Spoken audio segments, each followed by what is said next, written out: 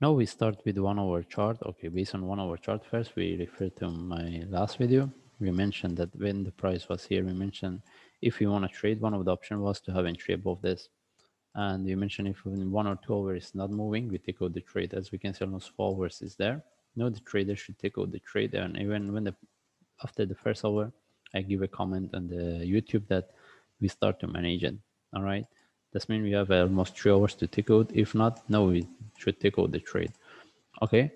And but also when the because when I was analyzing the price was here, also was another possibility to have a trade based on this. But if we move to 15 minutes, okay, it depends on the traders whether they get it from here or here.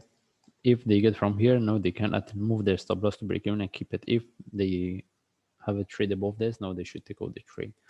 Okay, now we want to see what's the next. If we move to daily chart, we have nothing, just the price sharply move. And if I move to forward chart, similar to what we had, just like we had this move, and now we need to get the correction because what the way is moving also it can continue, but how high it can go before we get the correction, we are not sure. We need to get the correction before we get the next trade. All right, it depends how we get it, what type of the correction, but right now we don't have anything. That's when we can expect, we expecting to get the correction. Okay, anyway, now, can we expect this one continue similar to what we have here? Yeah, that's why any trade we get it, we will be short-term trade. And how about can we? I mean, if we take out the trade now, then we don't have any trade set up. The only thing is we can have entry above. We put another entry above this.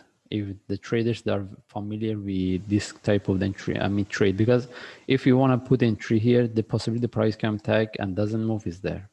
All right, that's why it's not easy to trade. Why we have, I mean, traders. Some of the traders they like to go with this way because they think in case the price sharply can move because they cannot get the trade set up, at least they can be in the trade. Okay, anyway, it depends on the traders.